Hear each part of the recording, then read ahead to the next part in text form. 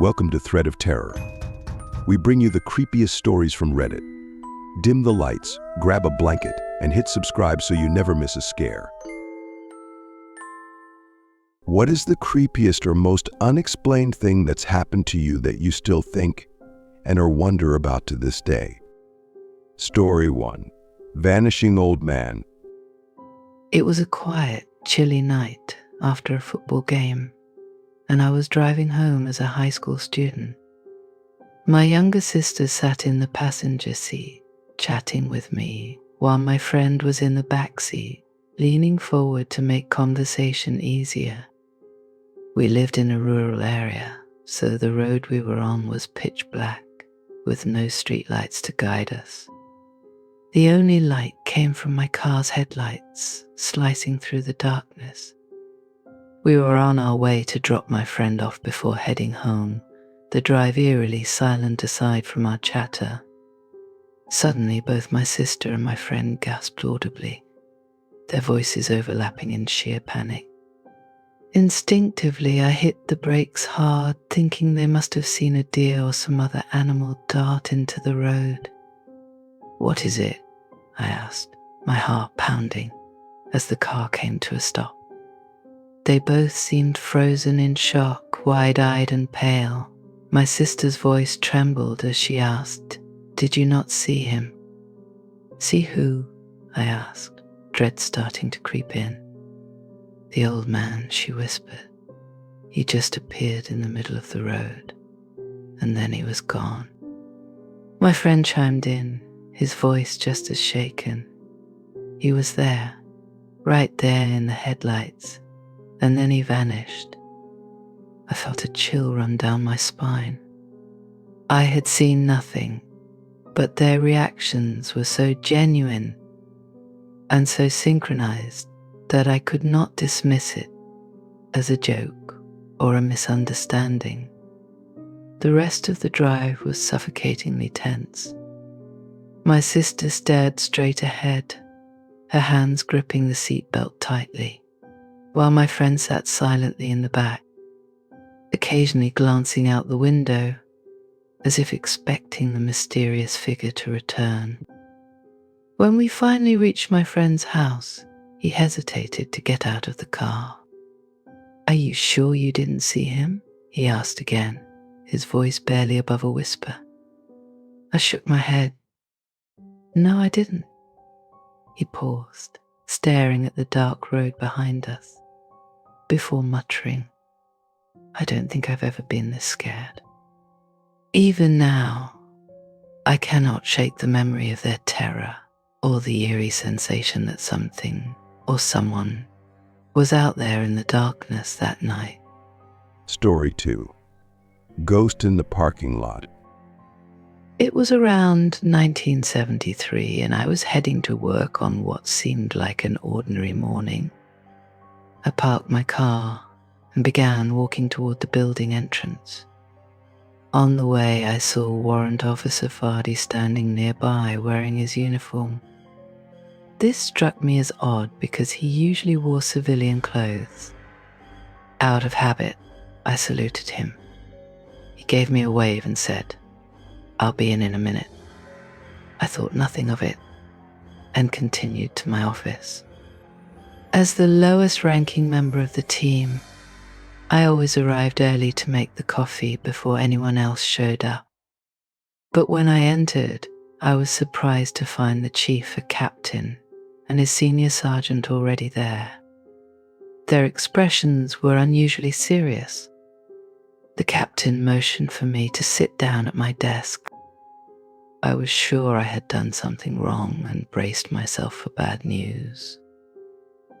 He looked at me with a grim expression and said, "I need to tell you something. Warrant Officer Fardy was killed in a head-on collision at 3 o'clock this morning." The words hit me like a punch to the gut. "That's impossible," I stammered. "I just saw him outside in the parking lot a few minutes ago." The captain and the senior sergeant exchanged uneasy glances. The captain replied, We were at the scene of the accident. We identified his body ourselves less than an hour ago. A cold chill ran down my spine. I had no explanation for what I had just experienced. My mind raced trying to make sense of it. How could I have seen him, saluted him, spoken to him, if he had died hours earlier? The memory of that morning still haunts me. Was it a residual presence, a ghostly farewell, or something beyond human comprehension? I will never know, but I will never forget the eerie encounter that left me questioning everything I believed about life and death. Story 3. House with Secrets. When we bought our house, it came with an intriguing history. The previous owner was an 85-year-old man who had lived there since it was built. Despite the convenience of a spacious master bedroom on the ground floor, he chose to sleep in one of the smaller rooms upstairs. It was not an easy choice for someone his age to climb stairs daily. This oddity made me wonder if his decision had something to do with his wife. I suspected she had passed away in the house, possibly in that very master bedroom. The day we officially took ownership, I arranged for the cable company to install the internet and television services. The house was completely empty at this point. My wife was busy organizing the move at our old house, and our dogs were at my in-laws' place. It was just me and the cable installer. The installer worked on setting everything up while I idly scrolled through my phone, waiting for him to finish. The atmosphere in the house was eerily quiet, with only the faint sounds of his tools breaking the silence. Out of the corner of my eye, I noticed a shadow dart up the stairs. My initial thought was that it was one of our dogs rushing upstairs, as I was not fully paying attention. Then reality hit me. The dogs were not there. I turned my head toward the stairs, my heart suddenly racing. At the same time, I noticed the cable installer standing completely still, his gaze fixed on the stairs with wide eyes. The room felt colder, the air heavier. I finally asked, "Did you just see that?" Before I could finish, he cut me off with a hurried reply, "You're good here. The only thing left is outside. See you later." Without waiting for my response, he bolted out the front door, choosing to walk around the house rather than pass by the stairs again. When he finished outside, he handed me the remote manuals and receipt in the front yard. Strangely, he refused to re-enter the house to retrieve his tool bag. He simply asked me to bring it to him. The look on his face as he left still lingers in my memory. I could not shake the feeling that something or someone was still in the house, unseen but not unnoticed. Story 4. Woman in the Fog. I live in a quiet beach town, a place where the calm sound of the waves and the salty breeze create a comforting rhythm to life.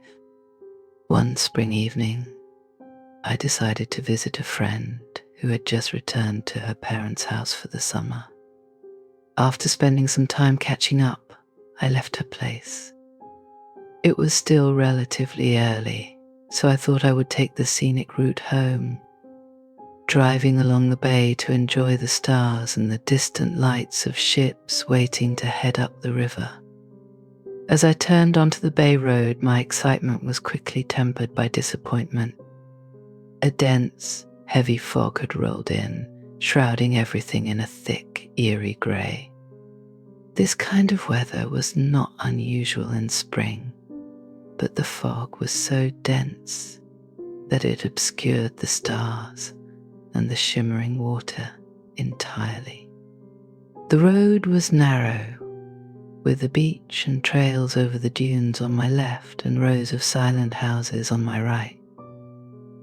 Visibility was poor, and I drove cautiously at a slow 25 miles per hour, my headlights cutting feebly through the mist. Suddenly, out of the corner of my eye, I noticed a figure emerging from the dunes on my left. It was moving towards the road, its shape hazy but unmistakable, a woman in a long flowing dress. Startled, I slammed on the brakes, skidding slightly as my car came to a halt. My heart raced as I tried to process what I was seeing. I thought it must be someone coming from the beach, maybe heading to one of the houses across the road. But as the figure moved into the middle of the street, I froze. It did not walk. It floated. Silent and weightless, it seemed to hover just above the ground, gliding with an unnatural grace. I strained my eyes, trying to make out facial features, but there were none, just a vague, shadowy presence in the fog. And then, as suddenly as it appeared, the figure rose into the air at an angle and disappeared into the mist. No sound, no trace. It was as if it had never been there. I sat frozen in my car, staring at the empty road, my mind racing to make sense of what I had just witnessed. There was no beach access trail where the figure had come from, no logical explanation for the way it moved or vanished. I remained there for a moment, my breath shallow, my heart pounding. Even now, years later, the memory haunts me. I can still see the way the figure moved, the strange serenity of its floating motion. The image is burned into my mind, as vivid as the night it happened. Story 5. The phone call. I worked as a night auditor at an old hotel, one of those places with a lot of history and an eerie atmosphere.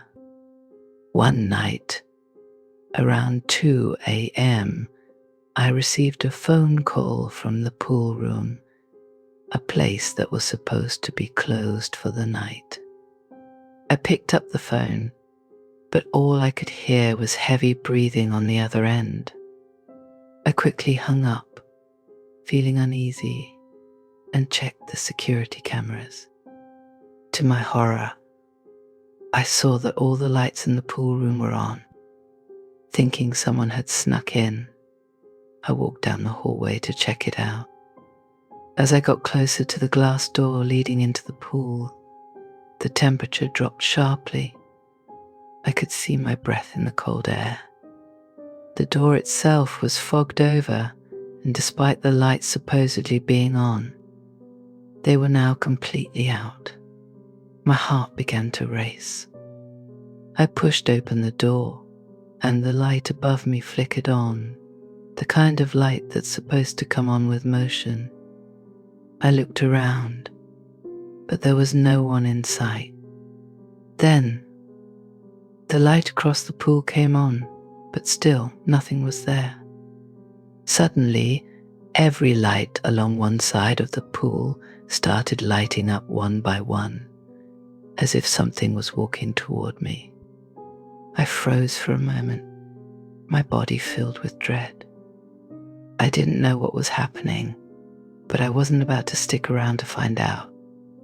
I ran out of the pool area as fast as I could, locking myself in the manager's office until sunrise. The adrenaline had me on edge, but I tried to rationalize it. I convinced myself that maybe bugs were triggering the motion sensors. I didn't believe in ghosts, so I tried to shake it off. The next morning, I casually told my manager what happened, hoping to get a laugh out of it. But when I mentioned the phone call from the pool room, his face went pale. He asked me if I was sure the caller ID had said pool room. I said yes, of course. Then he told me there hadn't been a phone in the pool room for 30 years. I couldn't believe it. There was no way. I went to check myself, and sure enough, there was no phone. To this day, I can't explain it. I don't believe in the supernatural, But I can't deny what happened that night. It's something that will haunt me forever. Story 6. Mysterious knocks beneath the bathroom window. In 1988, we were renting a refurbished house that had originally been a log cabin from the 70s.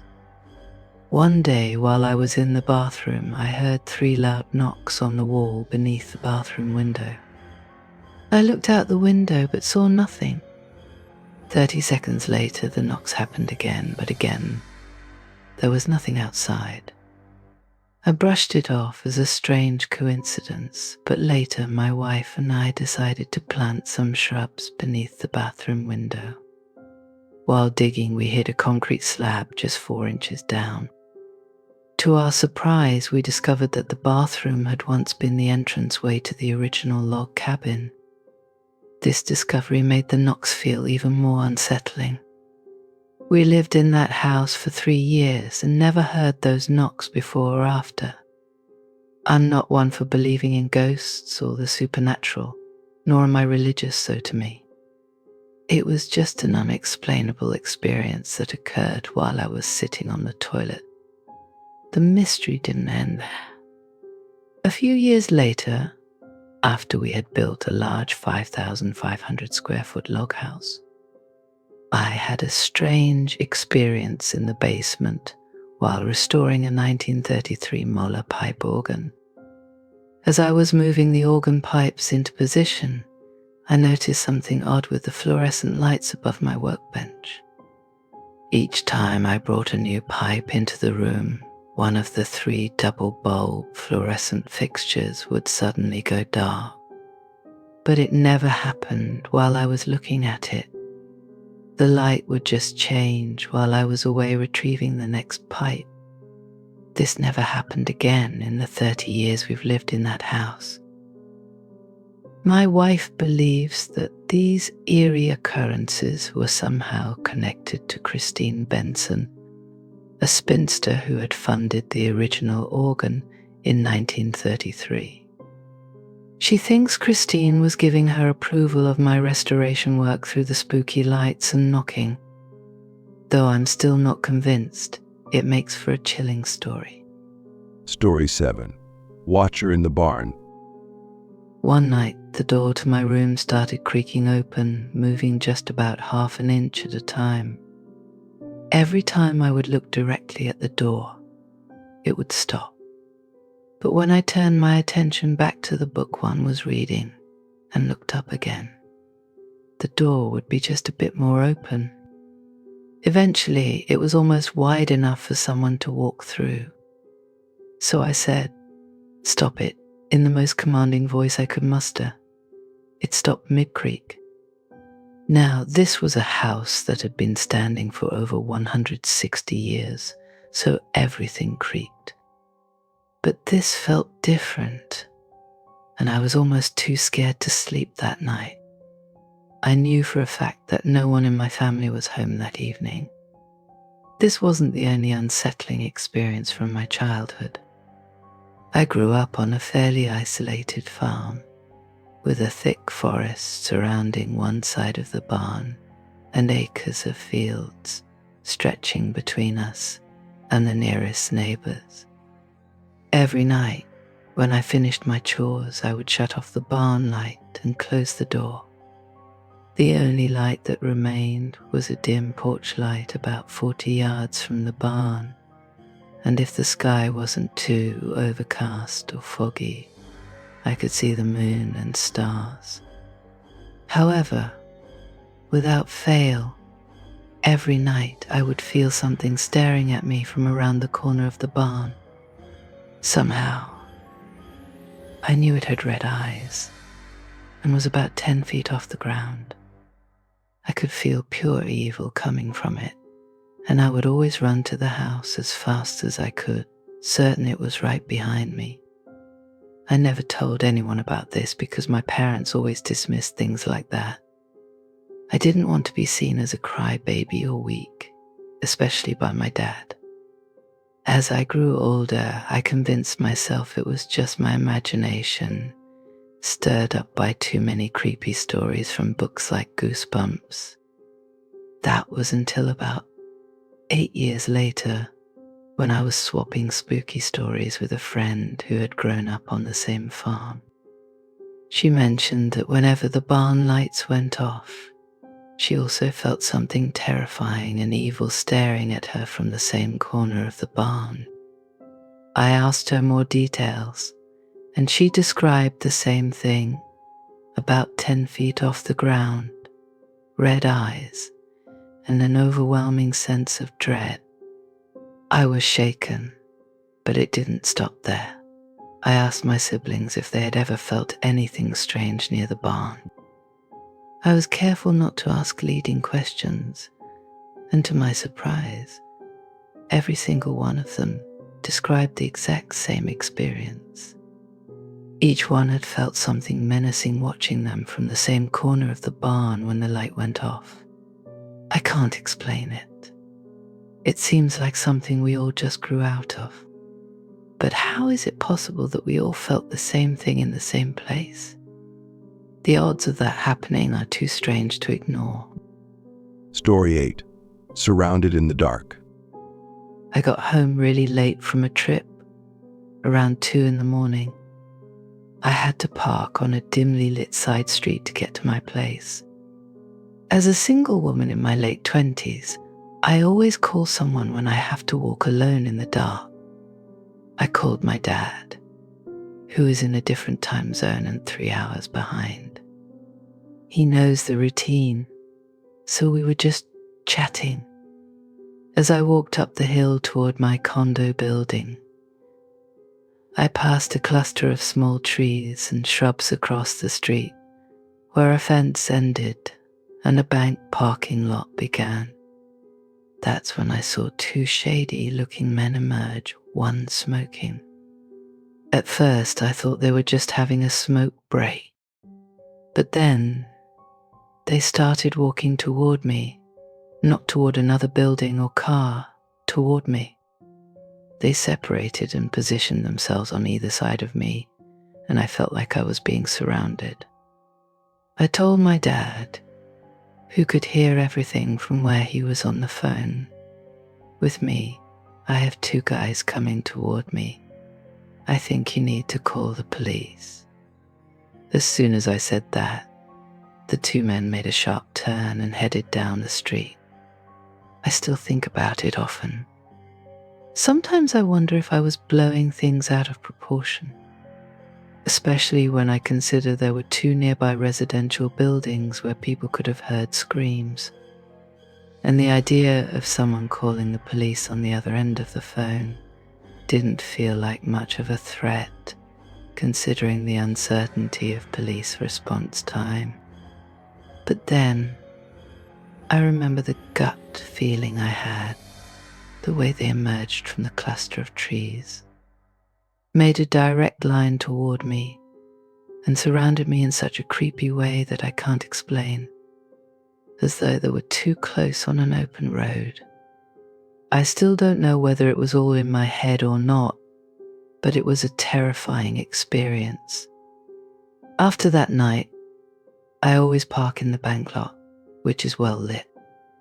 I have to get up and move my car when they open at 8 a.m., but that scare really made me rethink things. It scared my poor dad too. Story 9. Terrifying experience at a fatal accident. It was early one morning when I came across a terrible 3-car accident before anyone had arrived at the scene. The wreckage was so severe, I initially thought it had to be some sort of staged accident, like the ones they set up for teenagers to show them the dangers of drunk driving. There was debris scattered all over the road, an engine block from an SUV, and a man who was clearly dead in a car that was crushed up against the guardrail. The back seat looked like it was filled with black garbage bags, but what I was actually seeing was the destroyed rear end of the vehicle.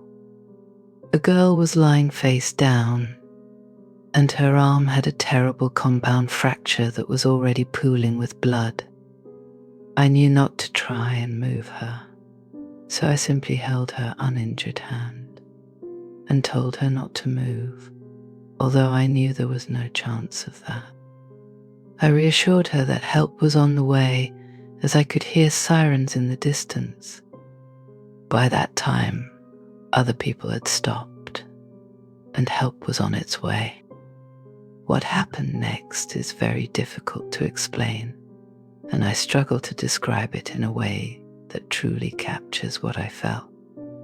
While I was holding her hand, I suddenly felt a sensation that I can only describe as an electric ball about the size of a softball. It was warm and tingling, similar to when you touch your tongue to a battery, but much more intense. It pressed into my palm from hers with solid pressure. I didn't see anything, but the feeling was something I had never experienced before and have never felt again. It moved up my arm deliberately and steadily. I could feel it pass from my palm into my shoulder, up the side of my neck, and then rise into the air above my head. And then, just as suddenly as it had appeared, it was gone. As it left, I was flooded with an overwhelming sense of calm. And in that moment, I just knew she had passed, and there was nothing more I could do for her, but somehow that was okay. I checked for her pulse, but there was none. I quietly walked back to my car, and that was the end of it. At the time, I was in nursing school. Although I traveled that road regularly, I had left extra early that morning to get a jump on paperwork before a clinical day. This experience made me question a lot of things, and I struggled for a long time with whether or not I should reach out to her family. I debated telling them that their daughter hadn't been alone when she passed, but I didn't think there was any way to explain what had happened. Even now, as I write this, I know it sounds unbelievable, but it's absolutely true.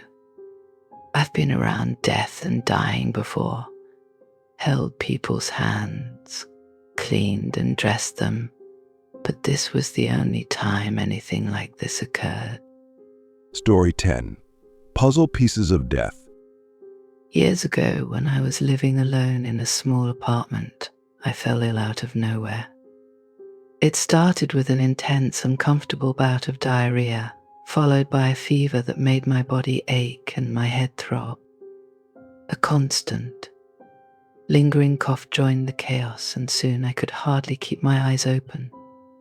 I didn't take any medication on the first day, thinking that I could sleep it off. But by the second day, it was worse.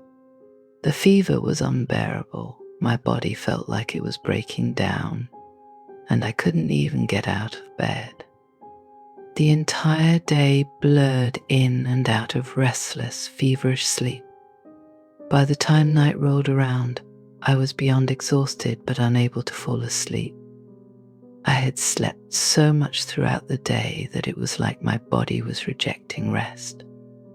I just lay there in bed, staring at the cold, blue light coming from the air conditioner in the corner of the room, feeling completely alone in the darkness. That's when it hit. What I can only describe as sleep paralysis, or maybe a lucid dream, gripped me. My body went stiff. Every muscle locked in place, unable to move, and I couldn't even make a sound. I could still see everything around me, though. My eyes were wide open, and I could feel the sweat dripping down my forehead.